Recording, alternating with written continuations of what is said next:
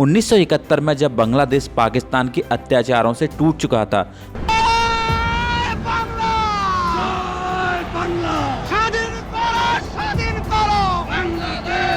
जब वहां की जनता नरसंहार, रेप और दमन झेल रही थी, तब इंडिया ने सिर्फ बयानबाजी नहीं की। इंडिया ने अपने सैनिक भेजे, अपने पैसे लगाए, अपने जवानों की कुर्बानी दी। भारत ने बांग्लादेश को आज़ादी दिलाने में सिर्फ मदद नहीं की, रीढ़ बनकर खड़ा रहा। लाखों शरणार्थियों को भारत ने अपने घरों में जगह दी। इंदिरा गांधी ने पूरी दुनिया के सामने पाकिस्तान को बेनकाब किया और आखिरकार बांग्लादेश एक आज़ाद देश बना। लेकिन आज 50 साल बाद एक अनकंफर्टेबल सवाल खड़ा होता है। जिस देश को आज़ाद कराने में भारत ने खून पसीना लगाया, आज उसी देश में हिंदू माइनॉरिटीज खुद को सेफ महसूस नहीं कर रही। आज बांग्लादेश में मंदिर टूटते हैं, हिंदू घर जलाए जाते हैं, लोगों को उनकी पहचान के वजह से मारा जाता है। आज हम बात करने वाले हैं एक ऐसी घटना की जिससे सिर्फ बांग्लादेश ही नहीं बल्कि पूरे साउथ एशिया के लिए सवाल खड़े कर दिए। मुझे पता है ज्यादातर लोग दीपू चंद्र दास की कहानी पहले से ही जानते हैं, लेकिन जो नहीं जानते उसके लिए मैं जल्दी से बता दूं कि हुआ क्या था। दीपू बांग्लादेश में रहने वाला एक हिंदू अल्पसंख्यक था। कुछ ही मिनटों में एक चरमपंथी इस्लामिक भीड़ ने उसे बेहद क्रूर तरीके से मार दिया और सबसे शर्मनाक बात यह थी कि यह हत्या किसी सुनसान जगह पर नहीं बल्कि हजारों लोगों के सामने हुई। लेकिन उस वक्त लोग दीपू को बचाने की जगह अपने फोन निकालकर वीडियो बनाने लगे। किसी ने रोकने की कोशिश नहीं की, बस वीडियो बनती रही और दीपू जलता रहा। इसी से एक बात साफ होती है, आज का इंसान ट्रेजेडी को देखकर एक्शन लेने की बजाय ओवर सर्वर बनना पसंद करता है। यानी मॉरल करेज अब कम और स्पेक्ट्रल कल्चर ज्यादा हो गया है। इसके बाद भारत में प्रोटेस्ट हुए और राजनीति भी गरमाई। दिल्ली में विश्व हिंदू परिषद ने प्रदर्शन किया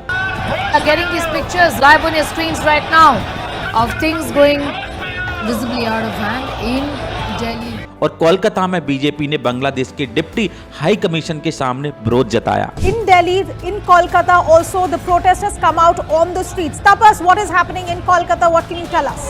Well, after yesterday's rally, another huge rally have been taken out in Kolkata. You can see the members from the Hindu Jagran Manch have come on street, and thousands in numbers the protesters, and they want to stage protest outside the Bangladesh Deputy High Commission. Social media पर outreach फैल गया और ये outreach गलत भी नहीं, लेकिन यहीं से एक और बड़ा सवाल शुरू होता है, क्या हमें दूसरों को उंगली दिखाने से पहले एक बार खुद को आईने में नहीं देखना चाहिए? क्योंकि माइनॉरिटीज की सेफ्टी सिर्फ बांग्लादेश का मुद्दा नहीं, यह सवाल इंडिया पर भी आता है। इस एक क्लिप में एक हिंदू आदमी दिखता है जो चर्च में घुसकर फादर के साथ बदसलूकी करता है।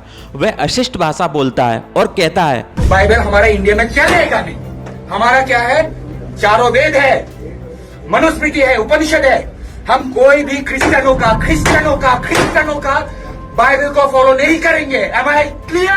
यह सिर्फ एक सवाल नहीं, यह ईसाई धर्म का अपमान और मेंटल हरासमेंट भी है। Of course, it was not printed in India.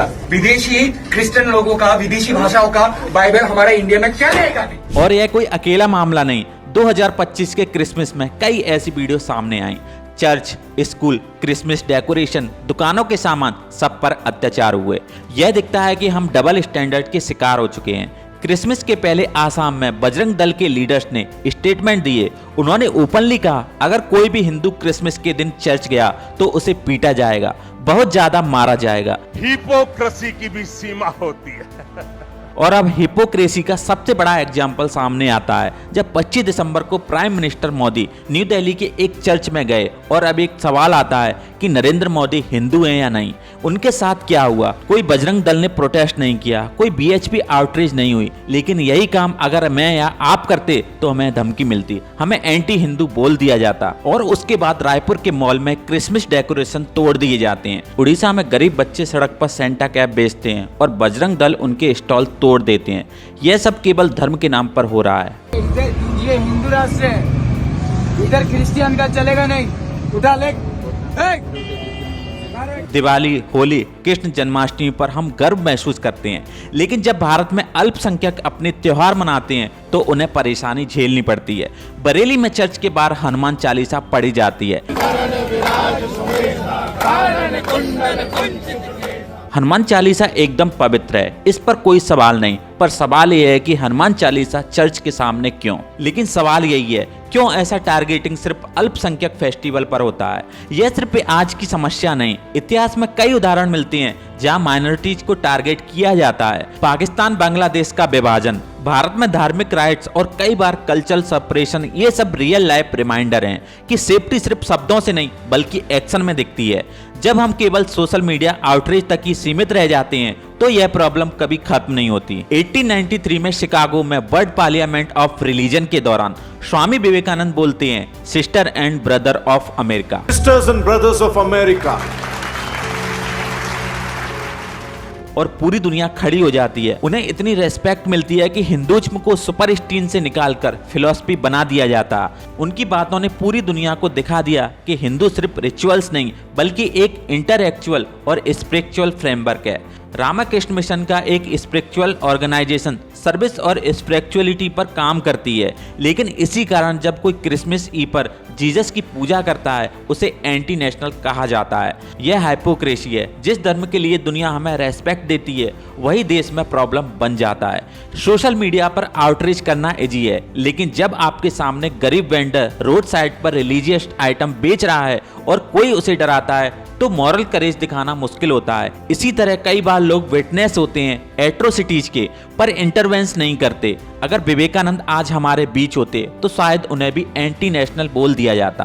PM church जाते हैं कोई प्रॉब्लम नहीं, लेकिन गरीब वेंडर सड़क के किनारे सेंटा क्लॉज बेचता है, स्कूल में क्रिसमस की डेकोरेशन की जाती है तो वहां वायलेंस क्यों किया जाता है? सीएए के अंडर हम कहते हैं कि इंडिया माइनॉरिटीज के लिए सेफ जगह है, लेकिन सवाल बिल्कुल सिंपल है, अगर यहाँ रहने वाला माइनॉरिटीज ही सेफ नहीं तो बाहर से आने वाले लोग यहाँ सेफ कैसे? इंडिया के लोग बांग्लादेश को क्रिटिसाइज करते हैं, रैली निकालते हैं और वहाँ रह रही माइनॉरिटीज की सेफ्टी पर सवाल खड़े करते हैं। Unremitting hostility against minorities in Bangladesh, including Hindus, Christians, and Buddhists, at the hands of extremists, is a matter of grave concern. Justice selective नहीं होता, ह्यूमन राइट्स कन्वेंस नहीं होते। अगर हमें वर्ल्ड में क्रेडिबिलिटी चाहिए, टूरिज्म और इंटरनेशनल स्टूडेंट अट्रैक्ट करना है तो पहले अपने घर को ठीक करना होगा। ऑल माइनॉरिटीज के लिए वॉइस उठाओ, स्टैंड करो उनके साथ और हो सके तो उन्हें देश के इंटरनल गद्दारों से बचाओ। इसी सोच के साथ मैं इस वीडियो को रैप अप करता हूँ। वीडियो अच्छी लगी हो तो वीडियो को लाइक कर देना, शेयर कर देना। इंडिया तभी स्ट्रांग होगा जब हर माइनॉरिटी सेफ, रेस्पेक्टेड और इक्वल महसूस करेगी।